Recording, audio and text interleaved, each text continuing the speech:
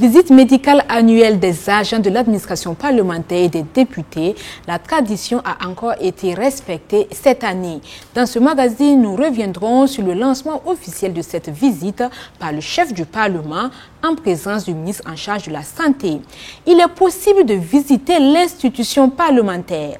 À travers l'organisation des visites guidées, le Parlement burkinabé offre au public l'opportunité de découvrir son histoire et son mode de fonctionnement. Zoom sur ces visites guidées dans un instant. L'interview express de ce magazine reçoit pour vous l'honorable Aboubakar Balboné, coordonnateur du réseau des parlementaires pour la sécurité nutritionnelle Repassen. Le décor ainsi planté, madame, monsieur, bienvenue à la tribune du Parlement et merci de nous suivre.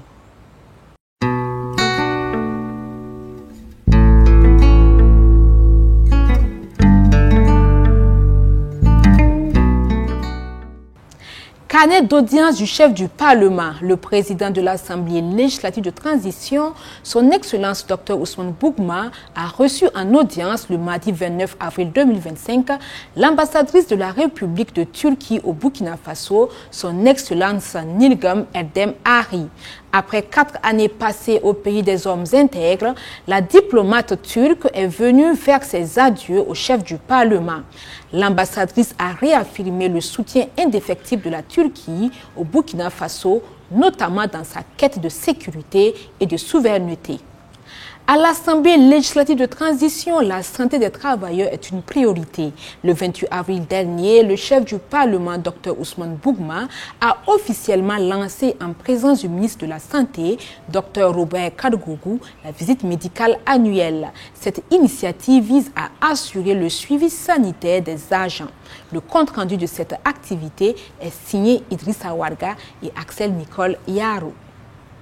Assurer la surveillance médicale des députés et du personnel administratif de l'Assemblée législative de transition. Tel est l'objectif de la visite médicale annuelle officiellement lancée le 28 avril 2025 par le chef du Parlement, le Dr Ousmane Bougma, en présence du ministre de la Santé, Dr Robert Kadgougou.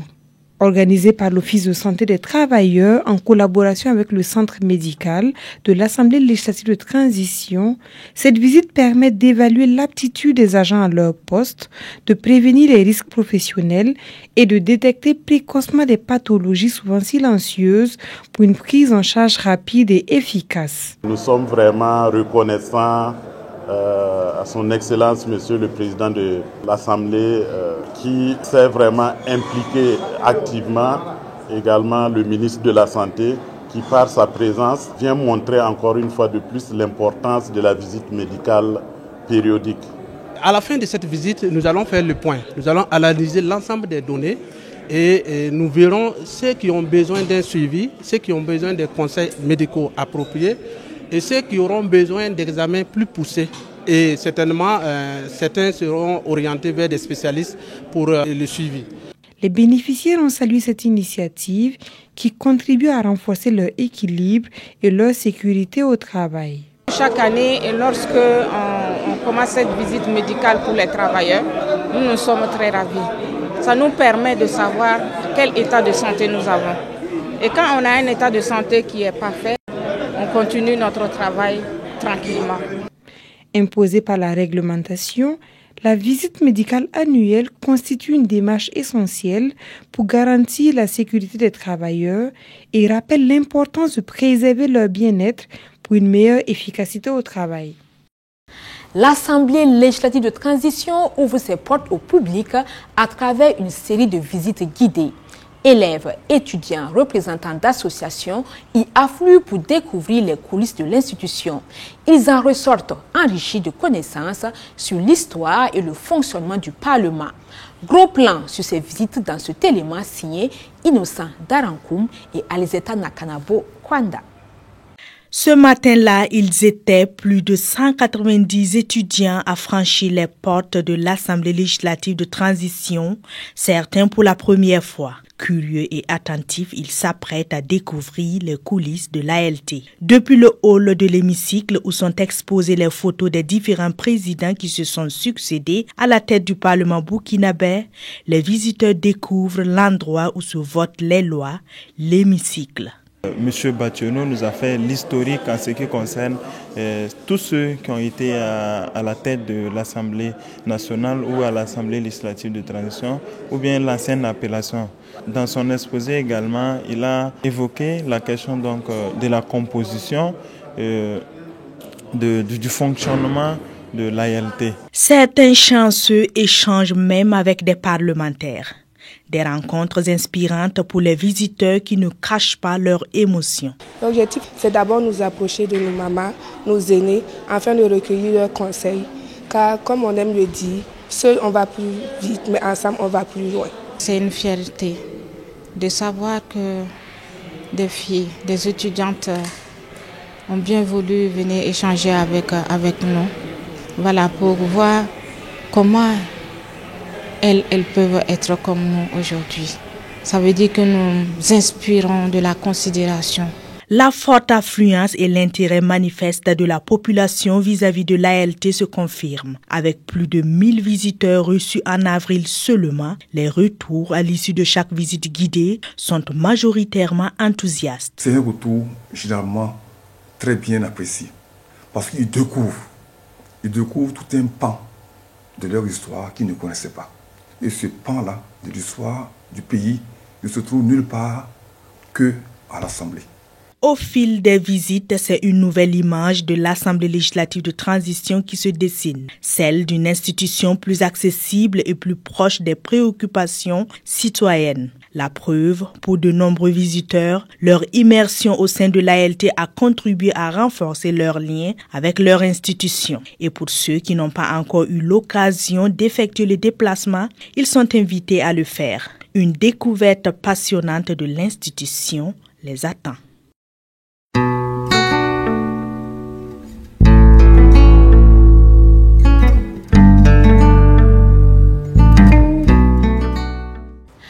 Améliorer la sécurité nutritionnelle des populations, tel est l'objectif du réseau des parlementaires pour la sécurité nutritionnelle Repassen, qui a organisé du 28 au 30 avril dernier la deuxième édition du Forum des parlementaires sur la nutrition.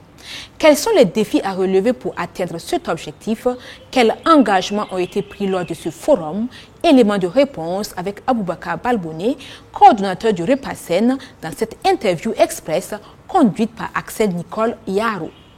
Vous êtes le coordonnateur du réseau des parlementaires pour la sécurité nutritionnelle Repassen. Alors, vous avez initié du 28 au 30 avril dernier la deuxième édition du Forum des parlementaires sur la nutrition. Est-ce que vous pouvez nous parler de ce forum-là et qu'est-ce qui a motivé la tenue de cette deuxième édition? Les parlementaires se sont regroupés en réseau afin de mener une lutte pour vraiment améliorer l'environnement au niveau de la nutrition. Voilà, comme vous le savez très bien, et comme au niveau national, il y a une crise humanitaire qui est là et beaucoup de femmes, des enfants n'ont pas accès à une bonne nutrition. Et nous, en tant que parlementaires, c'est de voter des lois pour améliorer le cadre de la nutrition, aussi faire des plaidoyers pour le financement de la nutrition, mais également contre l'action du gouvernement. Donc de ce fait, nous avons organisé la première édition en janvier 2024, où les parlementaires ont pris des engagements. Alors dites-nous, comment le forum s'est-il déroulé et quelles sont les étapes marquantes de ce forum? Il faut savoir qu'il y a d'abord eu les engagements que nous avons pris en 2024. Donc les premiers moments de ce forum, c'est de vraiment évaluer la mise en œuvre de ces engagements. Il y a eu la présentation sur l'état des lieux de la situation nutritionnelle au Burkina Faso. Voilà, pour permettre aux parlementaires de voir vraiment quels sont vraiment les indicateurs qui souffrent au niveau national dans le domaine de la nutrition. Quelles sont les décisions importantes issues de ce forum et quelles sont les actions envisagées pour améliorer la sécurité nutritionnelle des populations? Les actions clés que nous voulons, c'est de faire le plaidoyer en tant que parlementaire. Voilà, vraiment travailler à une bonne budgétisation en faveur de la nutrition. Et aussi, il faut le dire, au niveau du droit à l'alimentation, ce n'est pas un droit actuellement au niveau national. Ça ne figure pas de façon expresse dans la Constitution. Et nous avons œuvré lors des opportunités de division pour que ça soit une réalité. Nous avons également le devoir de comprendre qu'est-ce que la nutrition, de savoir comment s'alimenter et savoir quelle est notre contribution pour améliorer l'état nutritionnel des populations. Et enfin, quels sont les prochains défis à relever et comment comptez-vous en tant que législateur apporter des solutions pour améliorer la nutrition? Nous, en tant que parlementaires, nous allons continuer le plaidoyer au sein de l'Assemblée, voilà, à travers la loi des finances pour les activités de nutrition au niveau du Burkina Faso. Et notre deuxième rôle, c'est aussi contrôler l'action du gouvernement. Les activités que le gouvernement mène, nous allons nous rassurer que ces activités sont bien menées pour atteindre les objectifs du Burkina Faso. Aujourd'hui, il y a des textes réglementaires qui encadrent le domaine de la nutrition, mais quand vous allez sur le terrain, vous allez vous rendre compte que les gens n'appliquent pas. Donc nous allons travailler à ce que ces textes soient appliqués. Et s'il faille même revoir certains textes, voilà, nous allons les revoir pour peut-être les faire évoluer en loi dans la mesure du possible. En tout cas, pour vraiment renforcer le cadre juridique en matière de nutrition.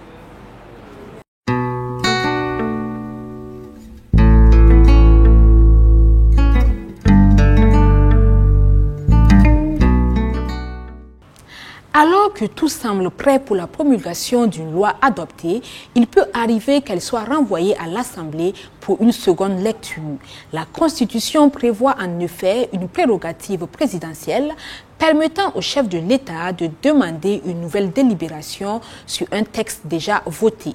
Concrètement, comment le Parlement procède-t-il dans ce cas de figure? Les explications du chargé de relations publiques de l'Assemblée législative de transition, Honora Bationo. Le président du Faso promulgue la loi dans les 21 jours qui suivent la transmission du texte définitivement adopté par le Parlement. Ce délai est réduit à 8 jours en cas d'urgence déclarée par l'Assemblée législative. L'article 48 de la Constitution stipule par ailleurs que pendant le délai de la promulgation, le chef d'État peut demander une seconde lecture du texte adopté. La demande ne peut être refusée. Cette procédure suspend les délais de promulgation.